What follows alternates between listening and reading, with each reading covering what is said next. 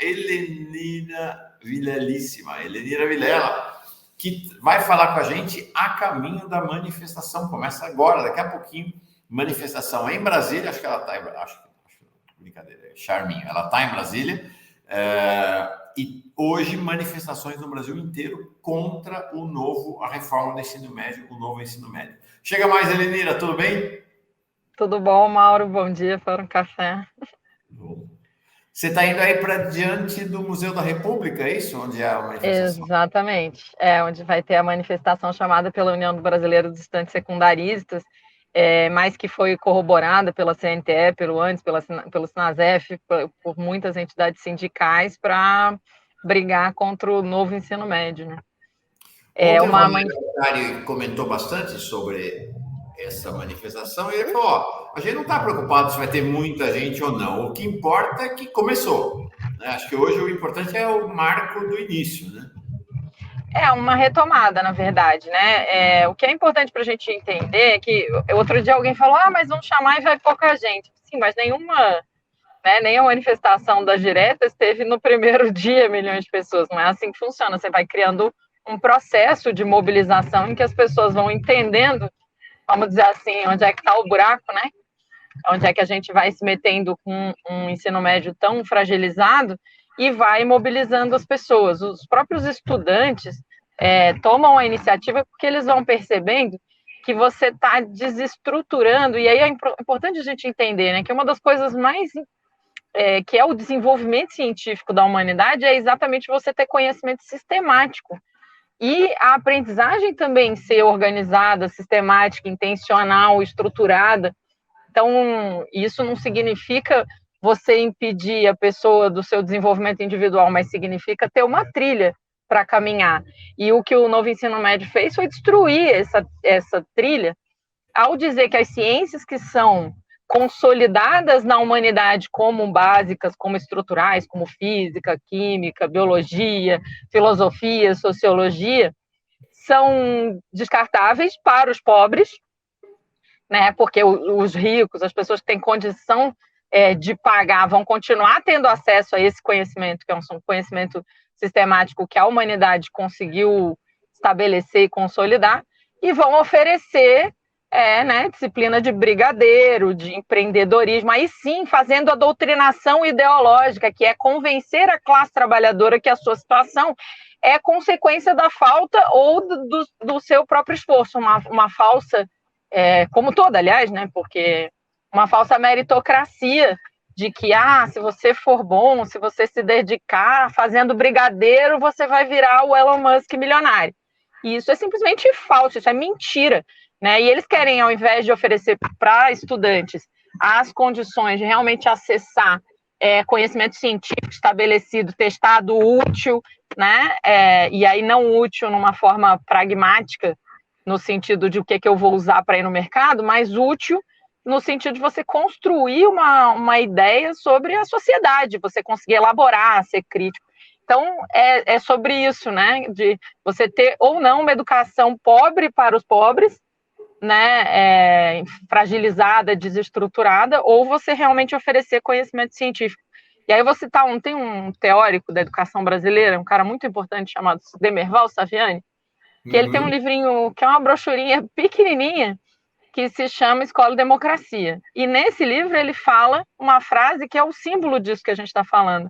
E quanto mais se falou em democracia na escola, menos democrática ela foi, porque menos ela fez o que mais ajuda a classe trabalhadora, que é socializar conhecimento científico de ponta para a classe trabalhadora se municiar de instrumentos para romper com a exploração.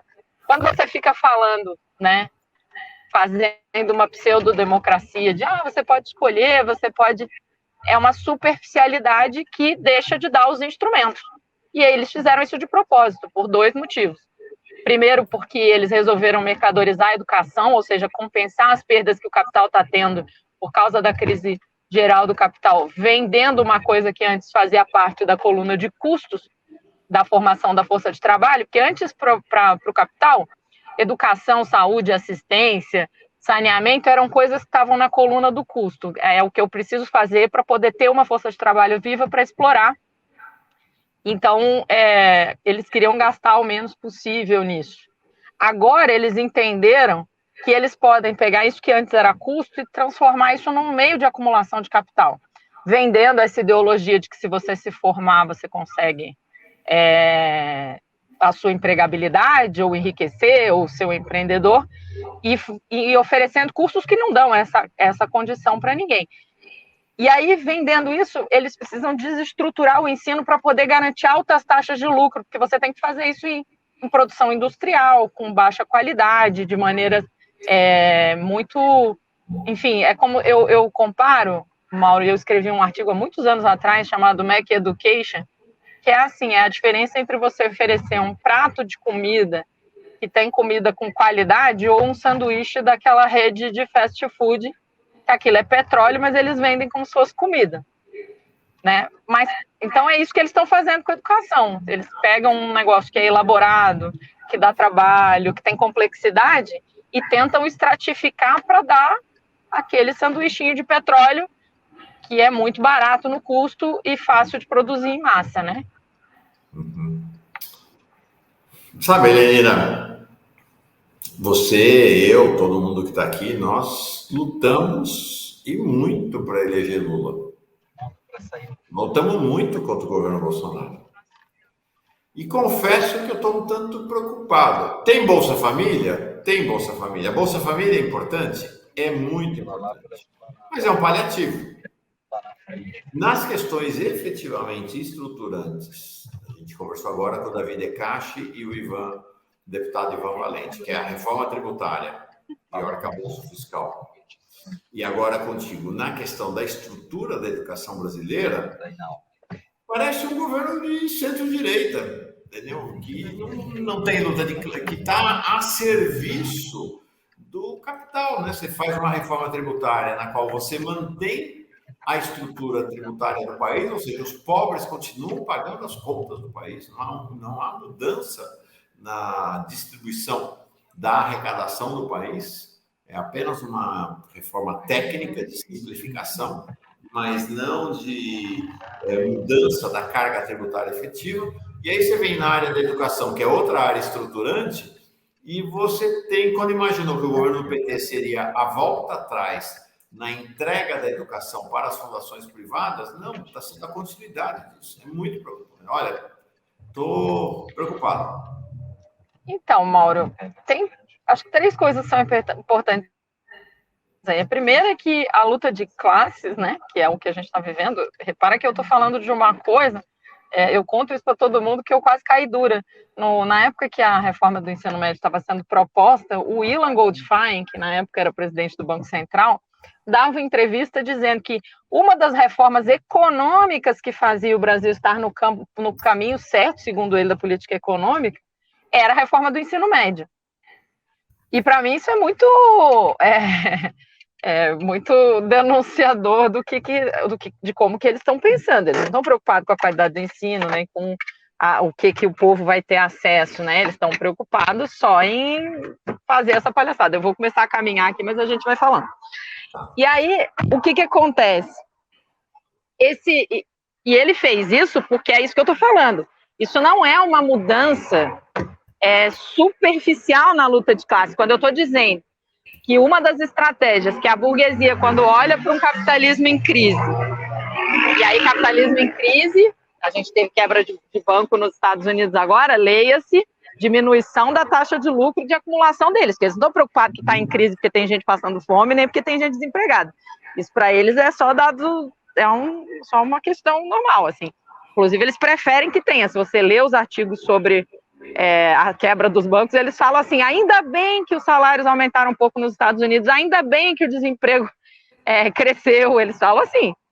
Então, a gente está falando de uma coisa estrutural, e aí essa luta de classes não se faz só através do governo, mas só que tem um problema. Se o governo tem compromisso com a população, o governo tem a obrigação de tensionar, com a classe trabalhadora, ele tem a obrigação de tensionar essa luta de classe para o nosso lado, digamos. Então, ele tem que forçar a mão até um certo ponto para conseguir a aprovação de reformas. O Genuíno falava isso, ele falava, como é que a gente passou 14 anos, e isso ele fala em tom de autocrítica, inclusive, sem apresentar uma proposta de reforma tributária efetiva. A gente tinha que ter apresentado, mesmo tendo avaliação que não passava. Por quê? Porque isso tinha que ter uma relação com o CUT, com o MST, com o UNE, para ir para a rua e tensionar. Então, esse é o primeiro elemento.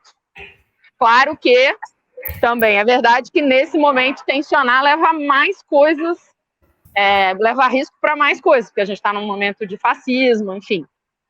O segundo elemento a gente precisa reconhecer o seguinte: no Brasil, o governo Lula foi o governo que fortaleceu brutalmente, do ponto de vista de entregar a demanda, os grandes conglomerados de venda de ensino. Em que ano a Croton se instala no Brasil? No governo da Dilma. Em que ano? Por que o Maris Guia, né, é o cara que é o dono do avião que dá carona para o Lula? Maris Guia é um desses super empresários. Então, assim, o governo Lula, o primeiro e o segundo, eles nunca foram governos de fazer uma oposição ao grande capital que está se apropriando de mercadorização da educação. Isso nós precisamos reconhecer como também um dado de realidade. Eu também, eu escrevi uma série de textos a respeito desse assunto. Um deles chama A Rede Federal de Educação é a Nova Petrobras, em 2017. E o que você percebe? Que o governo Fernando Henrique, nesse processo de mercadorização, garantiu a oferta e o governo Lula a demanda, ou seja, o governo Fernando Henrique desregulamenta para permitir que essas empresas se estabeleçam, mas elas não tinham para quem vender o produto. E com o ProUni, com o FIES, com outros mecanismos, o governo Lula acaba oferecendo a demanda garantida, mercado para esse povo garantido, subsidiado por dinheiro público, inclusive. Então, você sabe, eu sei, que eu sou petista, sou filiada, fiz campanha, trabalhei brutalmente para eleger o Lula, mas sem ilusões. Esse enfrentamento, e aí a cereja do bolo, a terceira coisa, é que quando você escolhe um cara como Camilo Santana para ser o ministro da Educação, você está dando uma clara sinalização para esse grupo econômico. E aí você estava falando dos ruralistas, hoje isso é um grupo econômico muito forte. O patrimônio da Croton é de bilhões de dólares negociados na Bolsa. A gente não está falando de uma escolinha da esquina que tem um dono e que tem 500 alunos. Nós estamos falando de uma empresa internacional que negocia ações na Bolsa, cujo patrimônio é de bilhões de dólares. Essa empresa foi claramente beneficiada. Na contradição do que é ser governo no capitalismo, tentando beneficiar a classe que o capitalismo diz que é sempre a classe explorada, o governo faz políticas que confrontam essa simultaneamente. Por exemplo, a política de expansão dos institutos federais, a criação das universidades, a expansão do Fundeb. Essas são políticas que confrontam com essa outra de fortalecer esse grupo econômico. Na contradição, Agora, eles nunca foram um grupo de romper com esse grupo econômico.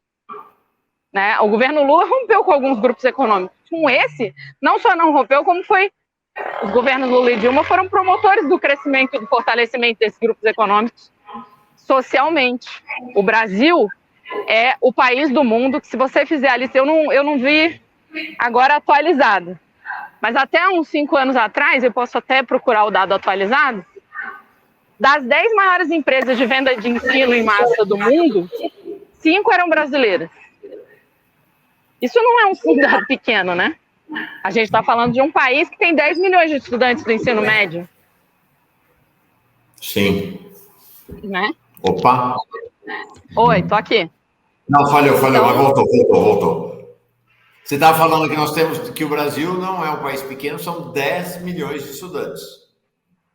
De ensino médio. Isso fora os outros todos, Quando eles fazem a reforma do ensino médio, o que eles estão fazendo? Eles estão procurando uma maneira de se apropriar de um novo mercado, porque eles cresceram bastante no ensino superior, começou a ter limite esse crescimento, e aí eles vão fazer a reforma do ensino médio, que foi escrita pelas fundações que são ligadas a bancos e a essas empresas. Perfeito. Ou seja, em outras palavras, acho que nesse final... Caiu a Helenira, Agora voltou, está voltando a Helenira. Agora eu... Voltou. Nesse final, acho que você trouxe uma questão fundamental. O novo ensino médio, a reforma do ensino médio, não é meramente uma questão ideológica. Tem ideologia? Tem ideologia, mas essa ideologia está profundamente vinculada ao business. É negócio. É abrir o ensino médio para essas empresas privadas. É disso que se trata. E está funcionando bem. Aí a gente olhando, porque essa discussão toda eu fiz na época da implantação, nós estamos hoje com 7 anos, né, da aprovação da reforma. Na verdade, ela foi sancionada em 2017, então 6 anos que ela está sendo aplicada. O que está acontecendo?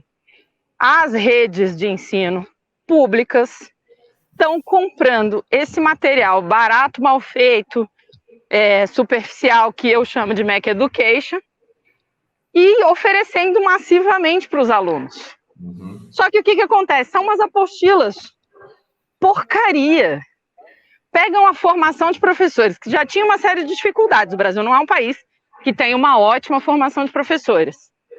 Pega a formação de professores, mas que, né, por exemplo, professor formado em química, em biologia, e bota, ou em filosofia, e bota para dar aula de projeto de vida, que é só uma ideologia pura, vazia, de convencer o cara de que ele pode enriquecer com o próprio esforço, o que é simplesmente mentira. Ou você faz uma aula de brigadeiro, né? Ou de qualquer bobagem. As pessoas... E aí você está sobrecarregando os professores, porque eles têm que estudar coisas que eles não estudaram, para ensinar coisas que eles não sabem, deixando de ensinar o que eles de fato sabem, e deixando de oferecer instrumentos para os estudantes realmente se apropriarem do conhecimento científico importante, né? Então, isso está funcionando. Na rede estadual de Santa Catarina é o Instituto Ayrton Senna. E aí é bizarro porque essas empresas, elas se chamam fundações, elas dizem que não tem lucro, elas dizem que são institutos...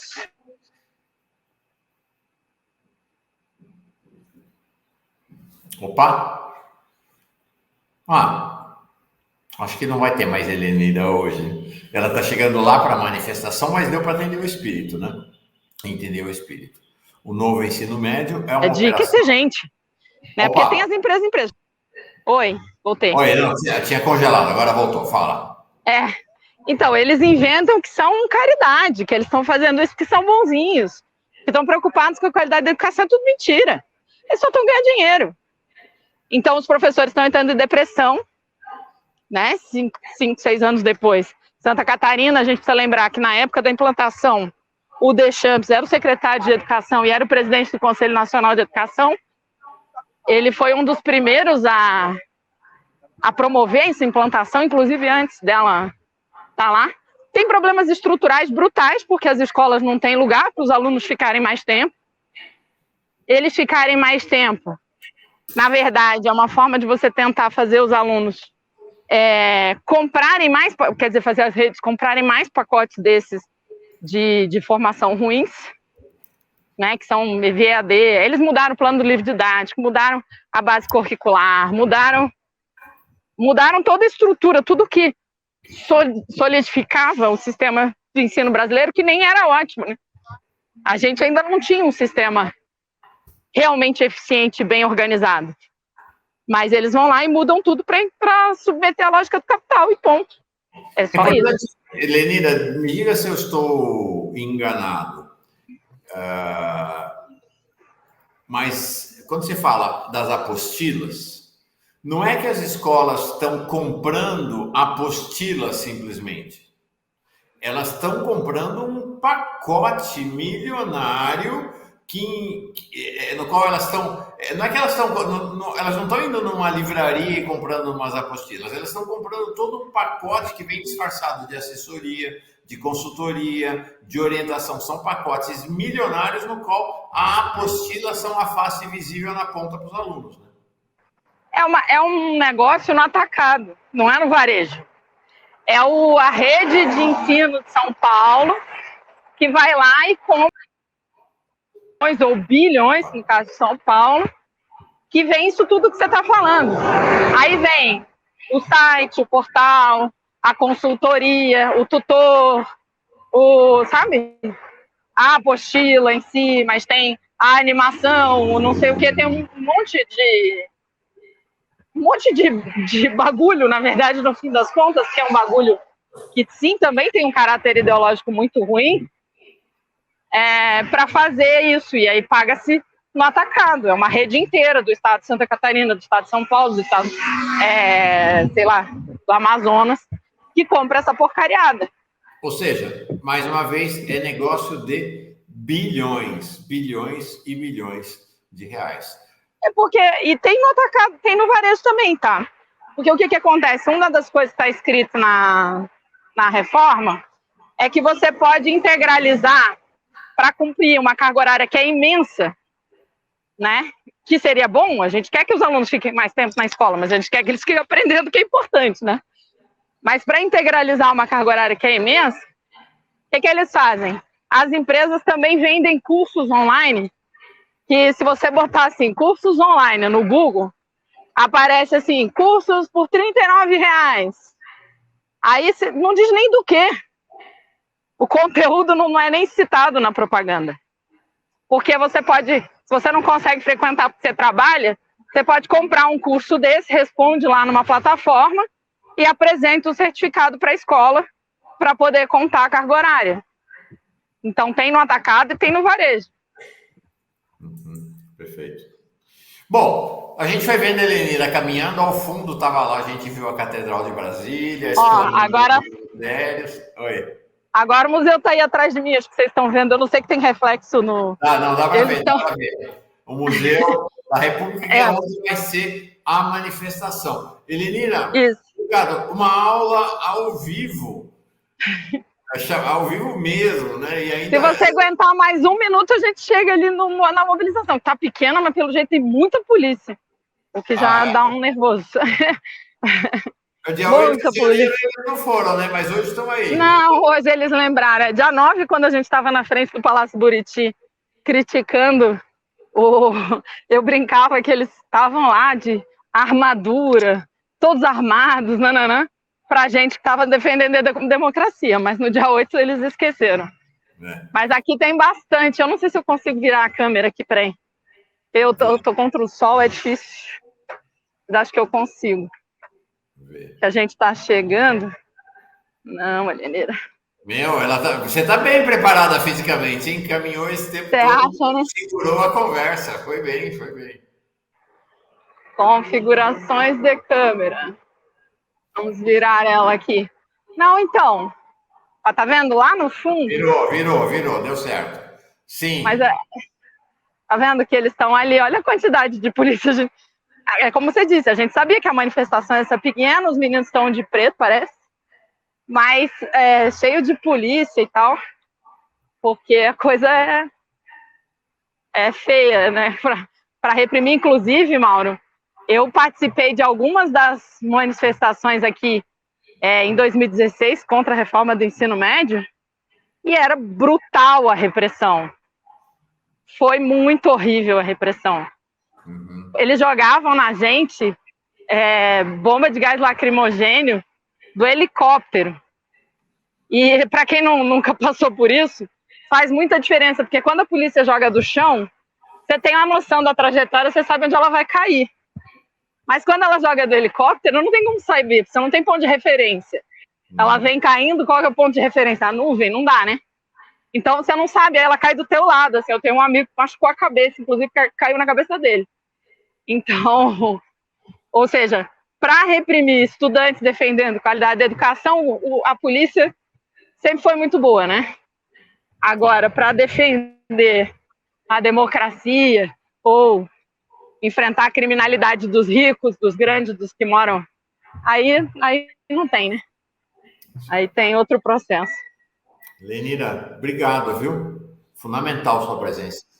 Boa manifestação para ti. Um beijo. Valeu, tamo junto. Beijo.